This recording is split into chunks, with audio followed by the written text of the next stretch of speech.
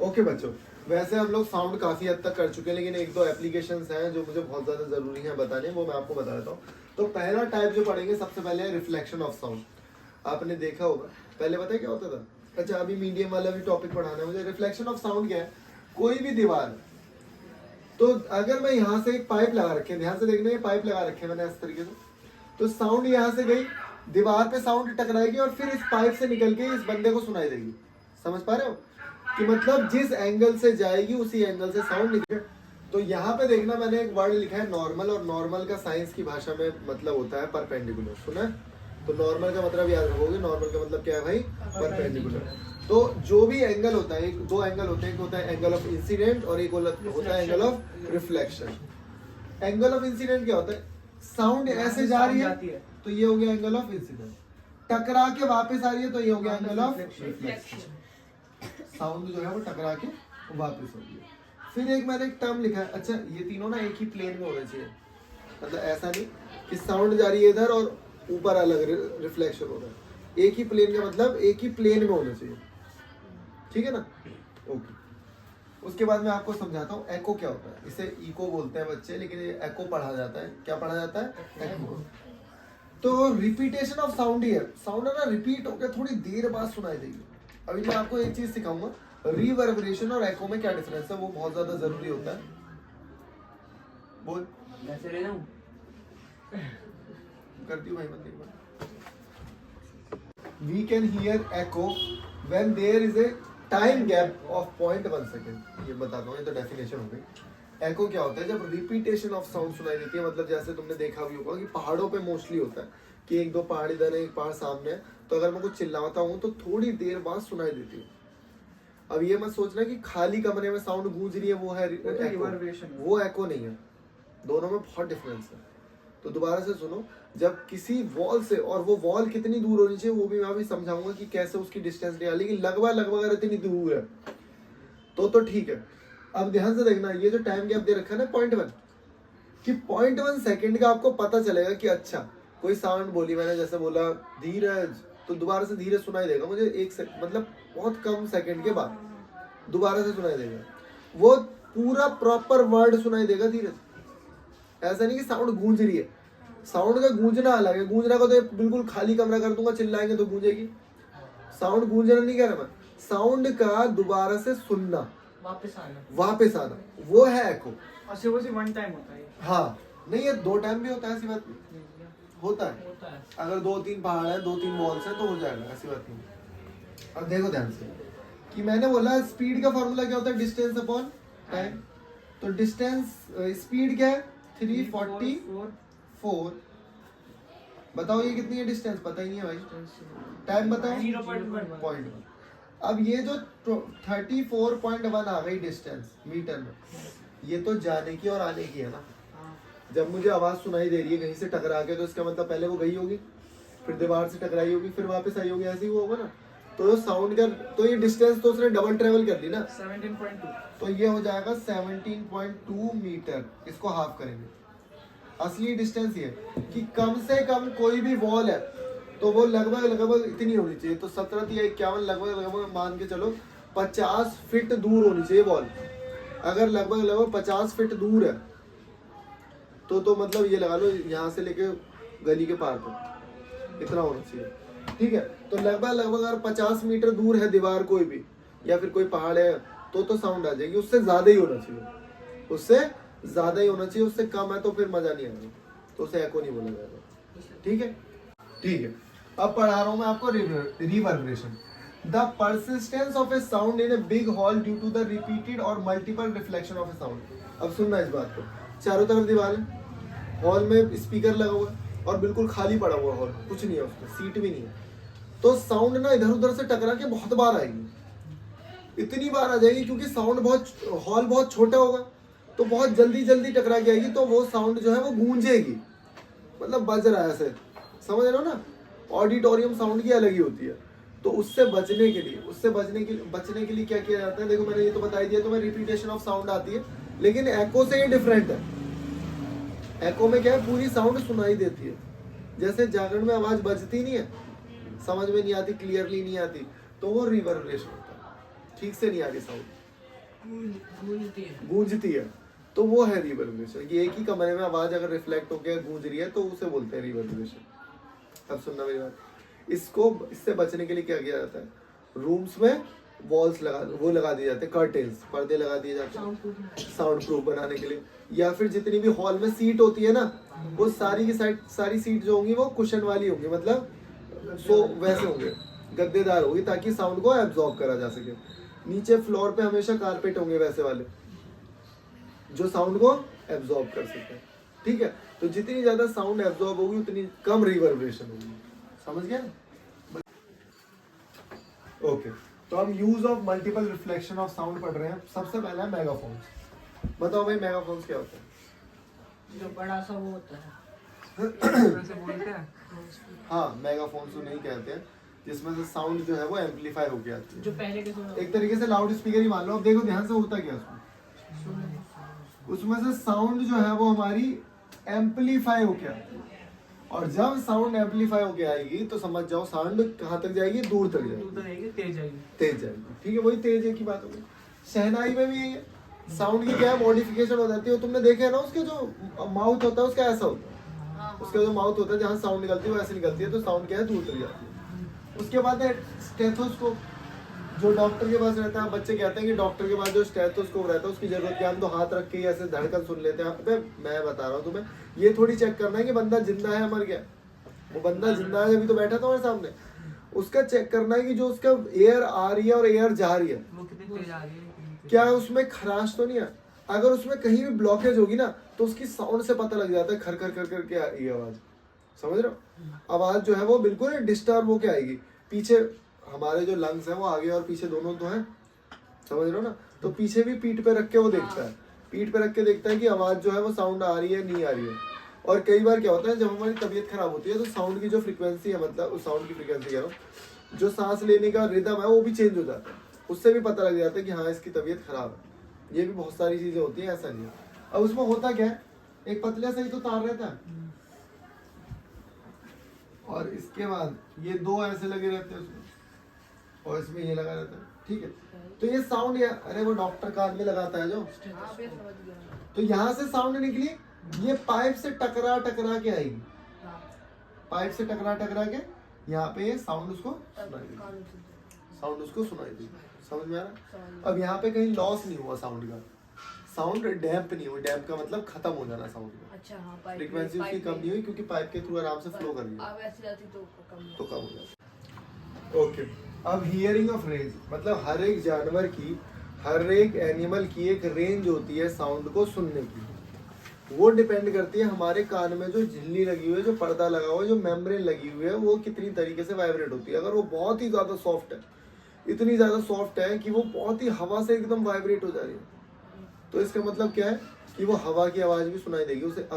अभी हवा चल रही होगी, थोड़ी थोड़ी हवा की आवाज सुनाई दे रही, नहीं दे रही। लेकिन अगर कोई ऐसा एनिमल होगा जिसकी आवाज, वो जिसकी मेमोरी जो होगी बहुत पतली होगी, तो वो साउंड को सुन सकता है अभी भी।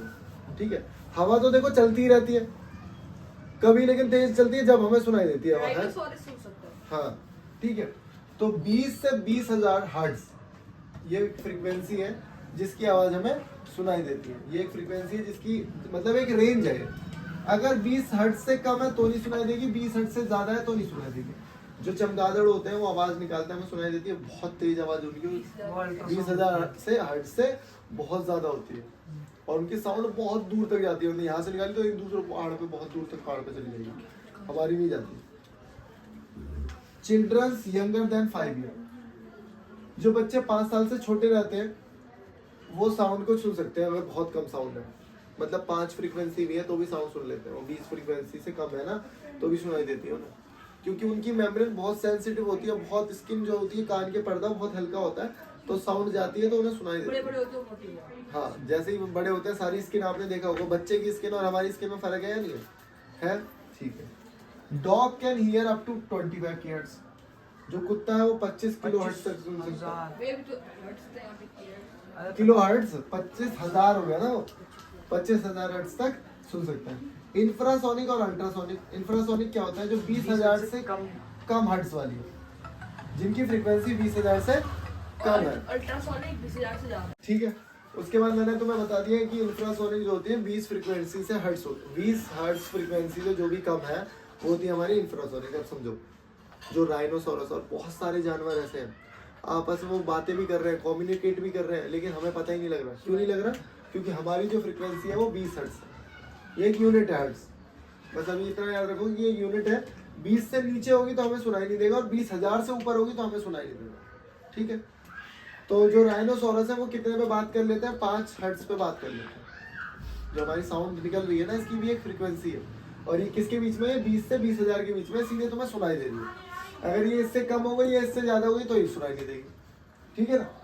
उसके बाद elephant well produce infrasonic waves. Elephant है, वेल है, ये भी राइनोसोरस की तरह ही 5 फ्रीक्वेंसी पे 7 फ्रीक्वेंसी पे बात कर लेते हैं। जो अर्थक्वेक आते हैं वो भी 5-7 पे ही आते हैं लगभग। Dogs, dolphin, bats, rats can produce ultrasonic waves. ये ऐसे जानवर हैं जो प्रोड्यूस भी करते हैं। डॉल्फिन का तो मैं बताता हूँ कि अगर याद लगा लो, अगर तुम पैर भी फड़फड़ा रहे हो ना और वो 10 किलोमीटर दूर भी है डॉल्फिन, तो भी पता लग जाएगा उसे। तो वो हमसे बहुत ज़्यादा इंटेलिजेंट होती है डॉल्फिन। तो वो हमारे एक्सप्रेशन देख के बता देगी कि भाई लड़का को हेल्प चाहिए नहीं चाहिए, वो जानबूझ के पानी में कूद रहा है। समझ रहे हो? अगर किसी को हेल्प चाहिए तो बॉडी का टेम्परेचर, बॉडी का बिहेवियर, हर एक चीज़ चेंज हो जाती है। वो उस चीज़ को फील कर लेती है और यहाँ से नहीं, पास से नहीं, बहुत दूर से। डॉल्फिन का दिमाग तो बहुत तेज होता है। तो डॉल्फिन वो जो सोनिक बूम्स फेंकती थी उससे हमने रेफरेंस लेके उसके ही हमने दिमाग लगा के क्या बनाया था? सोनार बनाया। ठीक है, तो dogs, dolphin, bat, rat can hear ultrasonic wave. Bat, rat can produce ultrasonic sound. जो बैट है और रैट है वो कैसे साउंड को प्रोड्यूस करते हैं? अल्ट्रासोनिक साउंड को प्रोड्यूस करते हैं। ये छोटी छोटी चीजें हैं जो तुम्हें याद होनी चाहिए। अब मैं तुम्हें एप्लीकेशन बना रहा हूँ। ओके, अब हम पढ़ रहे हैं एप्लीकेशन ऑफ अल्ट्रासाउंड। इधर देखो, जब भी हम किसी चीज की कास्टिंग करते हैं, मान लो मुझे कोई बहुत बड़ा मेटल का पीस बनाना है, उसको शेप देनी है, तो आपने देखा होगा ना पहले उसको सारे को पिघलाया जाता है। देखा है? पहले उसे पिघलाते हैं, फिर एक जो केसिंग है, जो कास्टिंग है, उसमें उसको गरम गरम डाल देते हैं और फिर वो उसकी शेप ले लेते हैं। लेकिन जब हम बहुत बड़ा, जैसे मैं बता दूं तुम्हें, एक शिप है, शिप का जो बॉटम होता है, बेस होता है, वो भाई बहुत मोटा होता है। मतलब उसकी दीवार इतनी मोटी होती है, समझ लो इतनी मोटी दीवार ही होती है कि आप खुद सोचो ना कि शिप का बेस कितना मजबूत होता होगा, जो उस पर पूरी इतनी बिल्डिंग खड़ी हुई है शिप की। समझ पा रहे हो ना कितना मजबूत। तो जब उसकी कास्टिंग करी जाती है तो कैसे की जाती है मैं बताता हूँ। सिंपल सी बात, उसको पहले क्या किया जाता है, वही पिघला के लोहे को फिर एक ढांचे में करा जाता है। तो जब आपने देखा होगा कि बर्फ जमती है, तो जब बर्फ जमती है तो कैसे जमती है? वो बाहर से पहले अंदर से। हाँ, बहुत बढ़िया, बहुत बढ़िया। तो बर्फ जब जमना शुरू होती है पहले सरफेस से जमना शुरू होती है।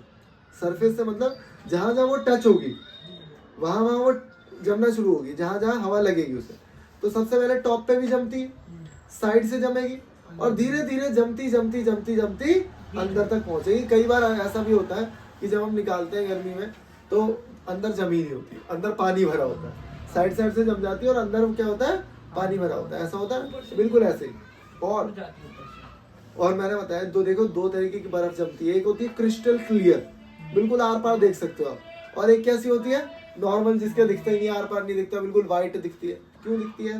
क्या रीजन है उसका बताओ? उसमें एयर बबल ट्रैप्स हो जाते हैं। अगर आप बहुत ज्यादा पानी को गर्म कर दो 2-3 बार तो उसमें सारी एयर क्या होगी? उड़ जाएगी। तो मैंने आपको क्या बताया कि अगर उसमें एयर बबल ट्रैप हो गए, एयर बबल्स, तो वो क्या, अगर लाइट यहाँ से जा रही है तो वो इधर उधर फंस जाएगी, वहीं पे आर पार नहीं निकल पाती लाइट। तो जब लाइट आर पार नहीं निकल पाती तो हमें ट्रांसपेरेंसी नहीं दिखती बिल्कुल भी। समझ पा रहे हो इस चीज को? ठीक है, तो वो तो मैं आपको बता रहा था कि अब जब कास्टिंग करी जाती है तो क्या होता है, जब ठंडा होना शुरू होता है लोहा या कोई भी मेटल, तो वहां पे भी ना लास्ट में एयर बबल का गैप आ जाता है, एयर आ जाती है। तो वैसे तो मैं बताता हूँ क्या किया जाता है उसमें, कि पता लग जाता है, हमें पता लग गया ना एयर बबल कैसे, अच्छा पता कैसे चला ये तो बताया भी मैंने। यहाँ से अल्ट्रासोनिक वेव्स फेंकी, पहले सुन लो मेरी बात। जैसे एक्सरे होता है ना, ऐसे बहुत सारी वेव्स होती है, gamma rays, X-ray, radio wave, जो हमारे फोन में से भी वेव्स निकलती है। रोबोट तो देखिए ना, अब कौवे दिखते हैं, कौवे दिखते ही नहीं क्योंकि इतनी ज्यादा वेव्स निकल रही है, कौवे चलेगा रेडिएशन की। ऐसी एक्सरेज होती है। तो एक्सरेज में क्या होता है, वो हड्डियों के अंदर तो एक्सरे क्या है, हमारे मसल के अंदर तो चली जाती है, लेकिन वो हड्डी के अंदर नहीं जा पाती। इसे कहा जाता है पेनिट्रेशन पावर। क्या कहते हैं इसे? Penetration power. पेनिट्रेशन का मतलब क्या है? कितनी ज्यादा वो अंदर जा सकती है। बहुत सारी वेव्स ऐसी हड्डियों के आर पार चली जाती है, गामा रे हड्डियों के आर पार चली जाती है, समझ लो। तो यहाँ पे क्या, ध्यान से सुनना, एक्सरे क्या हुआ, एक्सरे करवाया तो उससे क्या, वो वेव्स तो गई मसल के तो आर पार चली गई, लेकिन हड्डियों से रुक गई। हड्डियों से क्या हो गई? रुक गई। तो यहाँ पे क्या हुआ, यहाँ से अल्ट्रासोनिक वेव्स गई, यहाँ पे एक डिटेक्टर लगा हुआ। अगर इसमें कोई डिफेक्ट नहीं होगा, कोई एयर बबल नहीं होगा, तो लाइट ना बैंड नहीं होगी। मैं एक चीज और बताता हूँ आपको, ध्यान से देखना, कि अगर बीच में कांच का टुकड़ा, लाइट रे अगर ऐसी हवा में जा रही है तो वो सीधी चली जाएगी, लेकिन अगर कांच का टुकड़ा है ना तो वो बैंड होके जाएगा, लाइट क्या हो जाती है, मुड़ जाती है। ऐसे ही क्या होता है, मेटल के अंदर से जा रही है तो सीधी सीधी जाती रहेगी, डिटेक्टर के पास डिटेक्ट हो जाएगी। लेकिन यहाँ पे अगर एयर बबल है, अगर यहाँ पे एयर बबल है तो क्या होगा, वहाँ से मुड़ जाएगी, वहां से मुड़ जाएगी और हमें पता लग जाएगा अच्छा भाई इतने पार्ट में क्या है डिफेक्ट। ऐसे ही अल्ट्रासाउंड में होता है। अल्ट्रासाउंड है, अल्ट्रासोनोग्राफी लिखा हुआ ना, अल्ट्रासाउंड कराते हैं पथरी का, तो उसमें क्या होता है, बोल देते हैं ज्यादा पानी पीना है, तो ज्यादा पानी पीते हैं तो क्या होता है, जो भी स्टोन है ना वो इधर आ जाते हैं, तैरने लगते हैं, तो यहाँ से अल्ट्रासोनिक वेव्स फेंकी जाएंगी। तो यहाँ से अगर कोई ब्लॉकेज है, मतलब कोई पत्थर है, तो टकरा के आगे नहीं इमेज बनेगी, वहां उतना पता लगेगा यार यहाँ से रुक रही है यार, ये अल्ट्रासाउंड जो है वो यहाँ से जो साउंड जा रही है वो रुक रही है, इसका मतलब वो बार बार करके देखेगा और बोलेगा कि हाँ भाई इसकी वजह से रुक रही है, इसका मतलब जितने पोर्शन में रुक रही होगी वो साइज बता देगा उसका। ज्यादा पोर्शन से रुक रही है तो बड़ा साइज है, कम पोर्शन से रुक रही है तो कम साइज है, ठीक है। फिर उसके बाद अल्ट्रासोनिक की वाइब्रेशन से पथरी को तोड़ा भी जा सकता है, उस पथरी को उसकी वाइब्रेशन से ब्रेक भी किया जा सकता है, ब्रेक भी करा जाता है, ठीक है ना। तो इस तरीके से डिफेक्ट पता लगता है। फिर यहाँ से एक पतला सा छेद करते हैं ड्रिल मशीन से, फिर यहाँ इसको भर के उसको फिर जितना छेद किया जाता है उसको भी भर देते हैं। बहुत बढ़िया। इस तरीके से ये चीज़ों को डिफेक्ट का पता लगा जाता है एप्लीकेशन ऑफ अल्ट्रासाउंड। वैसे तो बहुत सारी एप्लीकेशंस है, सोनार भी है, वो भी भरा हुआ है, ठीक है।